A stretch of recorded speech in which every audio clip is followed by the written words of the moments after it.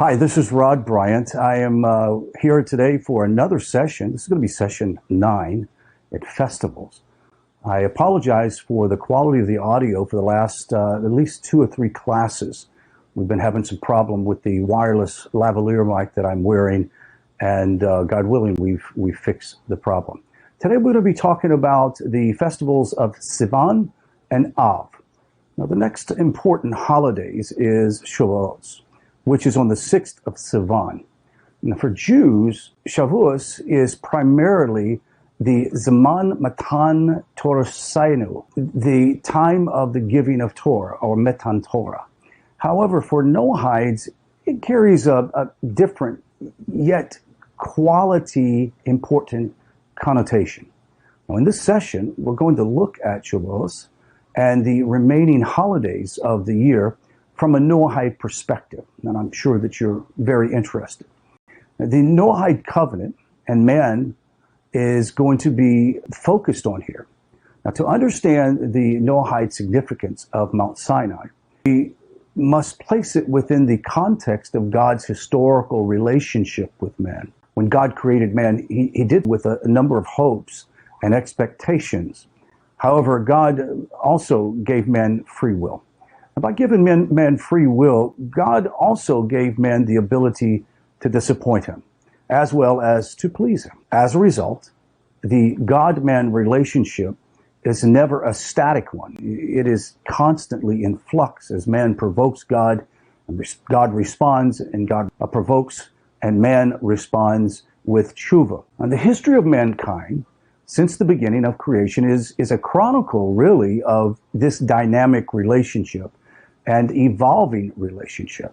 Let's look at the time frame, per se. The first year, which would be circa 3760, God creates man. The Noahide laws are implemented, either all or in part. They're communicated to Adam and Eve. Now, this constitutes the first covenant with man. Then after that is year 536 through 2225. By this time, man had completely forgotten and willfully ignored the original covenant. This was the state before or prior to the flood. The world is completely corrupt, and man follows his desires. Whatever he thinks he wants to do, he'll do. And he does this in impunity against the will of God. In this year, Noah begins the construction of the ark. Now let's skip ahead to 1657 to 2104.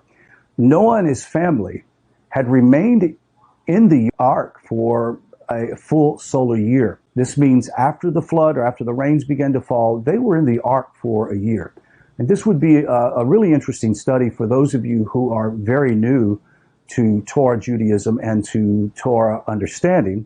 It's a very complex deal of mathematics, but it's still, when you see it laid out month to month and realize that each month throughout a year demonstrates a time of God's judgment on the earth, it's pretty profound. Noah, his family, and all that was with him exited the ark on the 27th or 28th of Cheshvan. Sometime during the waning days of Cheshvan and the first days of Kislev, Noah and his sons named the constellations in the sky. Noah also gave offerings from clean animals. Now, at this time, God was appeased and resolved to never again destroy the world on account of man. We remember this as Noah approached the altar. It says that he pleaded to God in a speechless or verbaless prayer, but one that was deep within his soul, deep within his mind, in which he made an appeal to God that if you want me to continue on with this mission, you're going to have to deal with us from your mercy. Now, God designated the rainbow, as we learned in prior lessons, as a sign of the covenant.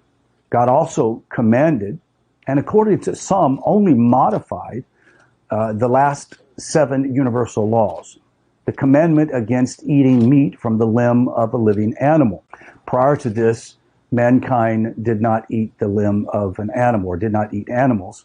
And Noah and his descendants were also granted all living things as food. Now, when we see the term all living things as food, there could be room for some question and answer during our Sunday night lectures or Sunday night Q&A session at the Nativ Zoom class. If you'd like to join us at 4 p.m. Central Standard Time, we would love to see you come and ask your questions according to the classes you're studying.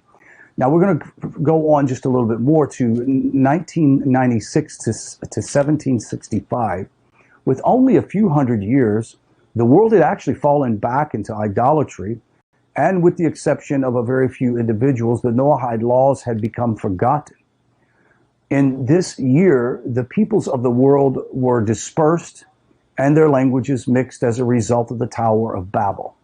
Now, according to many, it was at this time that Abraham recognized God's complete unity. God also recognized the uniqueness of Abraham.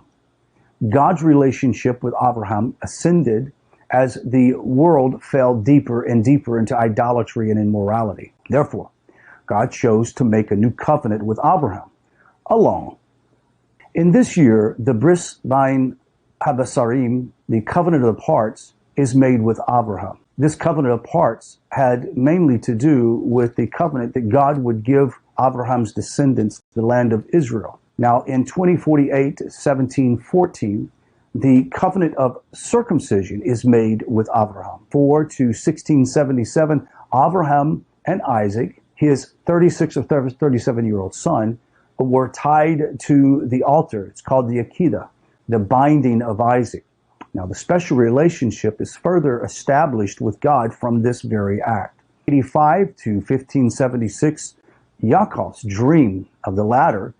At this time, God continues his covenant with Jacob. It's just a continuation. In 2238 to 1523, Jacob and his family descended into Egypt. Egypt is a furnace of idolatry, magic, necromancy. Everything that you can think of is antithetical to the faith of Abraham, Isaac, and Jacob. Nevertheless, in this, the capital city of spiritual impurity, despite 210 years of slavery and oppression, the descendants of Yaakov, known as the children of Israel, maintain their monotheism and their allegiance to the one true God of their fathers, Abraham, Isaac, and Jacob. 448 through 13, God redeemed the children of Israel from Egypt. He leads them to Sinai, where he established an eternal covenant with the entire people and reveals the Torah. Although Israel was God's primary concern at Sinai, it was not only God's only concern. By the time Sinai and the rest of the world had entirely abandoned Noahide laws, with Israel's triumph of faith, God took a new hope in the future of creation as he commanded Israel in the Torah. He also seized the opportunity to reaffirm the Noahide laws and command them anew to the whole world. From Sinai onward, God's expectation for humanity was to observe the Noahide laws, not because of their having been commanded to Adam or Noah, but because of their having been affirmed to Moses at Mount Sinai. Remember, the people of Israel were called priests to the nation. There was a reason why that God gave this and reaffirmed it through Moses.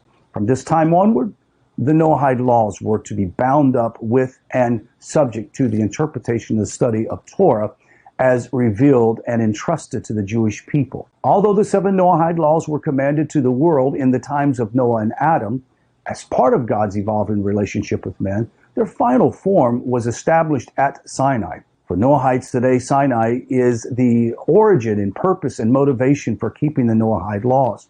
This is the reason for Maimonides' words in Mishnah Torah.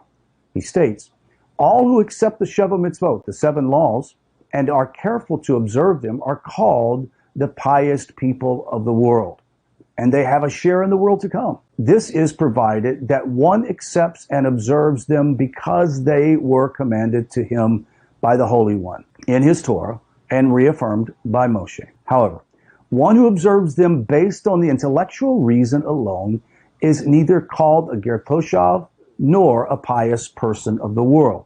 He is rather a wise man, a wise one of the Gentiles. Shavuot, or Shavuos, is the anniversary of the giving of Torah. It is a time to connect with the obligation of observing the Noahide laws, accepting them anew, and to celebrate the fact that God affirmed them anew at Mount Sinai, and there is this judgment of the fruit of trees that takes place. let's talk about this. The Mishnah, which has seen many times, states at four juncture the world is judged on Passover for grain and Shavuot for fruit. On Rosh Hashanah, all pass before him like sheep of the flock, as it is written, quote, he formed their hearts as one. He understands all of their deeds. Psalm 33. On Sukkot, the world is judged for water. On Shavuos, the world is judged upon fruits. As such, it is appropriate time to pray for the produce of trees.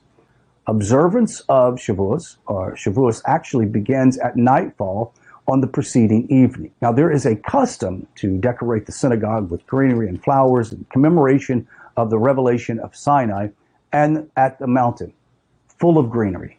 The Bnei Yisachar further connects this custom to the Midrash, which states the following. To what can this, that is the Sinai revelation, be compared? A king had a garden that had become overgrown with thorns, and the king brought in gardeners to cut down the entire garden.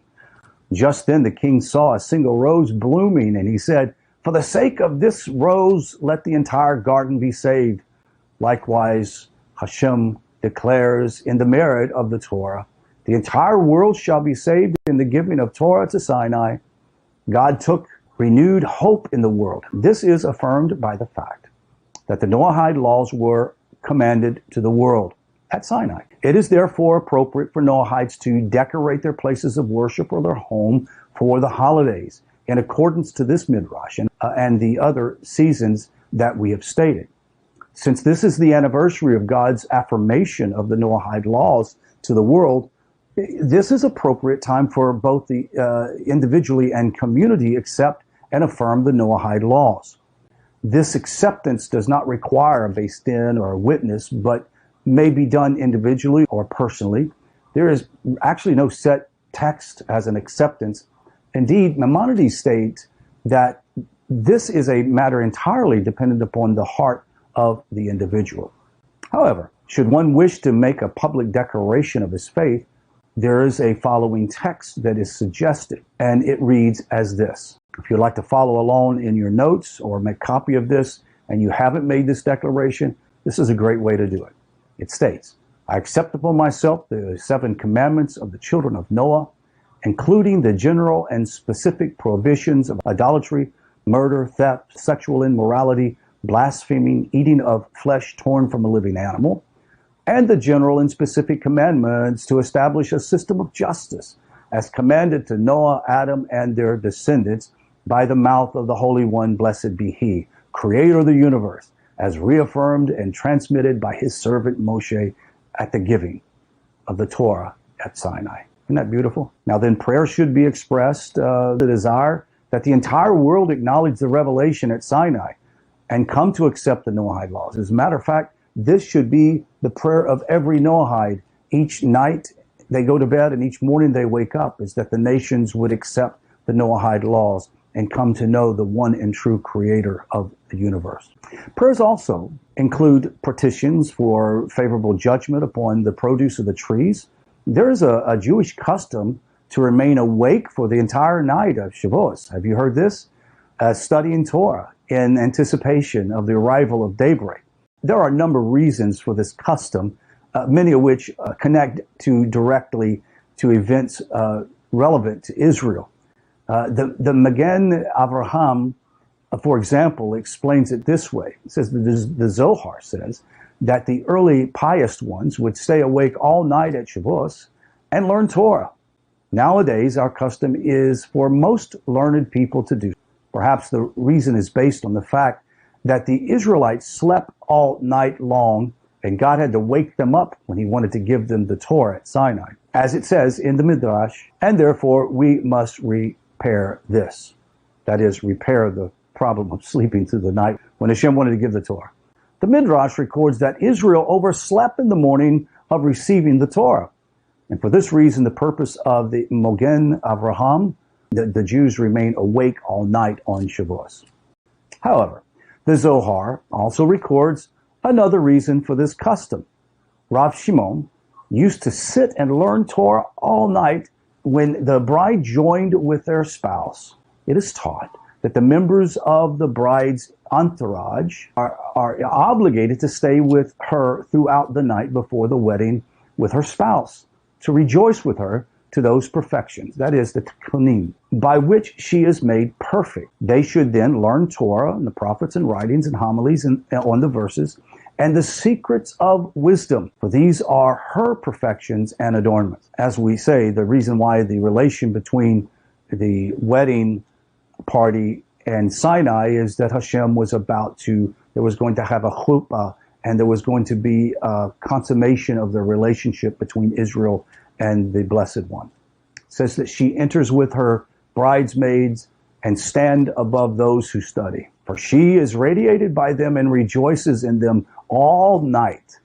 On the morning, she enters the canopy, the chuppah, with them, and they are her entourage. When she enters the canopy, the Holy One, blessed be He, asks about them, blesses them, crowns them with the bride's adornments. Blessed is their destiny. Now, this passage describes the giving of the Torah as a wedding of the Holy One to His presence, the Shekinah. Now, Kabbalistically, this refers to the rectification and restoration of God's kingship in the world. This spiritual wedding is accompanied by the bridesmaids, the Jewish people, who learn Torah all night as an adornment of the bride. The Zohar offers further descriptions of this custom, stating, therefore, the pious in ancient times did not sleep at night, but were studying the Torah, saying, let us come and receive this holy inheritance for us and our children in both worlds. That night, the congregation of Israel is an adornment over them, and she comes to unite with the king. Both decorate the head of those who merit this, and Rav Shimon said the following: when the friends gather with them that night, states, let us come and prepare the jewels of the bride, that tomorrow she will be bejeweled and properly ready for the king. It appears that the custom of staying awake all night is unique to the closeness of Israel to God. Nevertheless, it is appropriate to increase Torah study on this day and to prepare spiritually for the morning of Shavuos. It is therefore appropriate to gather and study, that is, the Noahide laws and Midrashim pertaining to the Noahide laws and the giving of the Torah until late at night. The morning prayers should be held early as well, and we call Tish B'Av, which is important here, the 9th of Av, that is Tish B'Av, the 9th day of the month of Av, is the darkest day on the Hebrew calendar. Let's talk about that for a moment. On this date, innumerable tragedies have befallen the Jewish people throughout their history.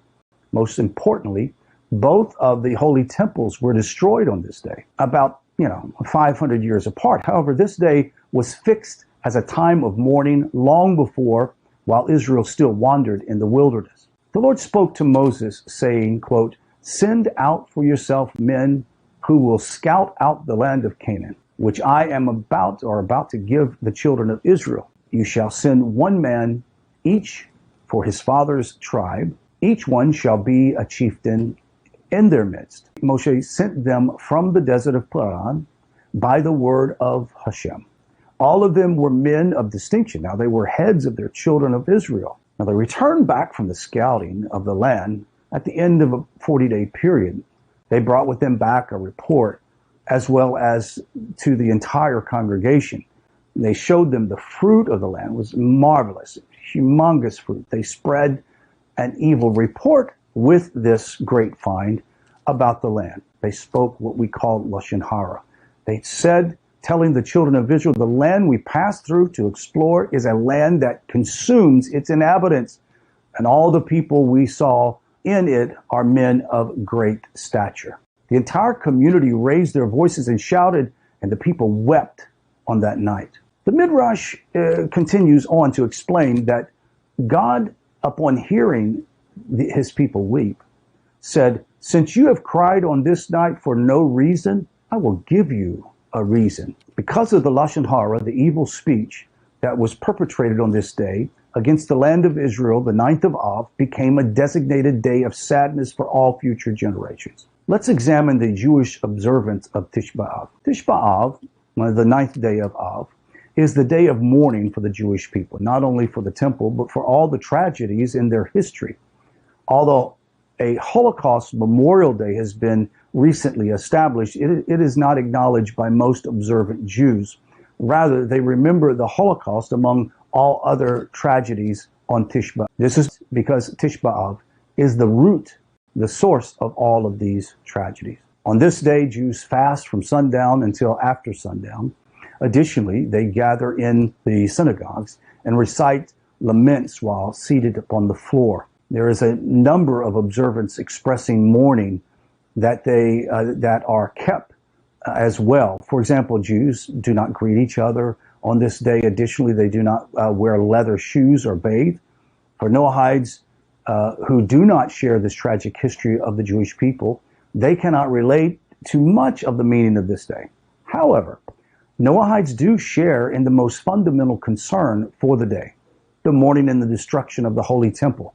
Tisha B'Av and Noahides mourning the temple is an important concept. Through the service and responsibility, the temple was given to the Jewish people. The temple was of benefit to the entire world. In fact, the sages tell us, if the nations of the world had only known how much they needed the temple, they would have surrounded it with armed forces and kept it as a fortress to keep people out, to protect it. On Tisha B'Av, Noahides who wish to fast in mourning for the temple certainly can do. However, it is suggested that this only be a half fast from sunset until noon of the following day. Additionally, it is appropriate to compose and recite laments or lamentations upon the destruction of the temple. And these should be appropriate for the Noahide relation to the temple.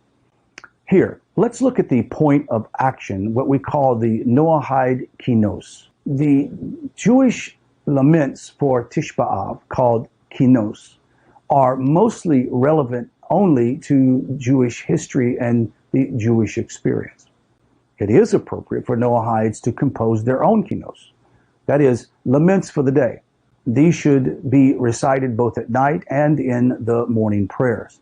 Tisha B'Av is an opportunity to recognize the importance of the temple and to express to God the desire to right the wrongs of the world. A service for the Noahide commemoration of Tisha B'Av is being drafted as part of this course, and at some point we will be able to share this with you.